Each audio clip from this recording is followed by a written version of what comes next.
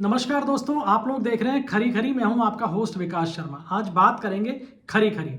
दरअसल विषय इतना गंभीर है, लेकिन कांग्रेस की तरफ से इस पर चुप्पी है। राहुल गांधी के एजेंडे से आखिर हिंदू गायब क्यों हैं? बांग्लादेश में हिंदुओं का जबरदस्त तरीके से दमन हो रहा है, हत्याएं हो रही हैं, लेकिन मजाल राहुल गांधी ने एक भी बयान उनके पक्ष में या उनकी उस दुर्दशा को लेकर दिया हो।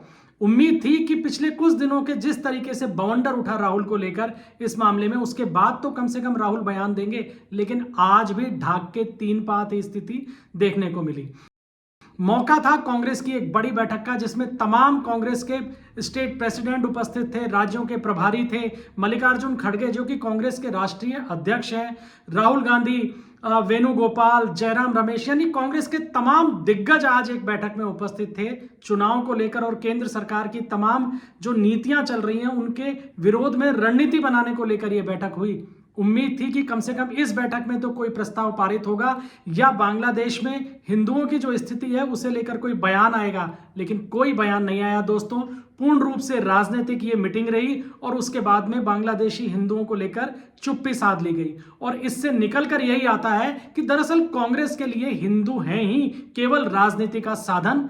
राहुल गांधी केवल संसद में धार्मिक भावनाओं को भड़काने के लिए या जाति के नाम पर हिंदुओं को बांटने के लिए तो हिंदुओं को लेकर बयान देते हैं, लेकिन अगर कहीं हिंदू उत्पीड़न का शिकार है तो वहां पे राहुल गांधी चुप्पी साध लेते हैं। कांग्रेस की आज की बैठक में जिन अहम मुद्दों पर चर्चा हुई उसमें 4 राज्यों में होने वाले चुनाव, जिनमें महाराष्ट्र, हरियाणा, झारखंड और जम्मू कश्मीर शामिल हैं, इनको लेकर रणनीति बनी। इनकी स्क्रीनिंग कमेटी की घोषणा भी कर दी गई। इसके अलावा कांग्रेस में यह भी तय हुआ कि कुछ मुद्दों पर अब कांग्रेस सरकार के खिलाफ यानी मोदी सरकार के खिलाफ सड़क पर उतरेगी, और जिन मुद्दों को लेकर यह तैयारी की जा रही है उनमें किसानों को दी जाने वाली एमएसपी, इसके अलावा जातिगत जनगणना, बेरोजगारी और अग्निवीर योजना शामिल रही। यानी कुल मिलाकर आज की इस बड़ी बैठक में फोकस राहुल गांधी का और कांग्रेस के दिग्गजों का रहा मोदी सरकार को घेरने का, लेकिन यह काम तो संसद में भी कर रहे थे। आज उम्मीद यह जताई जा रही थी कि जब कांग्रेस के दिग्गज एक जगह बैठेंगे तो कम से कम तब तो कोई तो ये सलाह राहुल गांधी को देगा कि कम से कम आज बोलिए, उन हिंदुओं के लिए बोलिए जो बांग्लादेश में हत्याएं जिनकी की जा रही हैं, जो जबरदस्त तरीके से उत्पीड़न का शिकार हैं। यहां तक कि बांग्लादेश के अंतरिम जो प्रधानमंत्री बनाया गया है, सरकार का मुखिया बनाया गया है मोहम्मद यूनुस, वो तक बांग्लादेशी हिंदुओं के पक्ष में बयान दे चुके हैं, लेकिन राहुल गांधी ऐसा नहीं कर रहे हैं। क्यों नहीं कर रहे हैं ये समझ से परे है।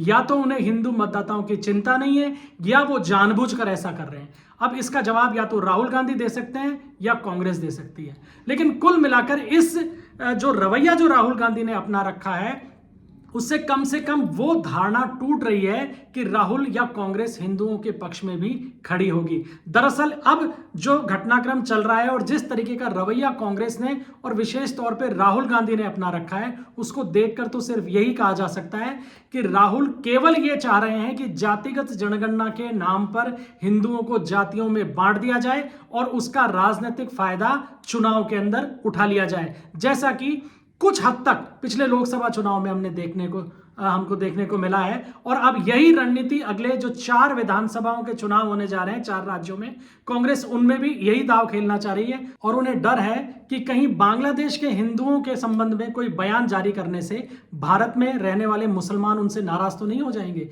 क्योंकि कुल मिलाकर कांग्रेस और खुद राहुल गांधी की पूरी चुनावी रणनीति या राजनीति कहें तो वो सिर्फ मुस्लिम मतों को केंद्रित करने पर सीमित है।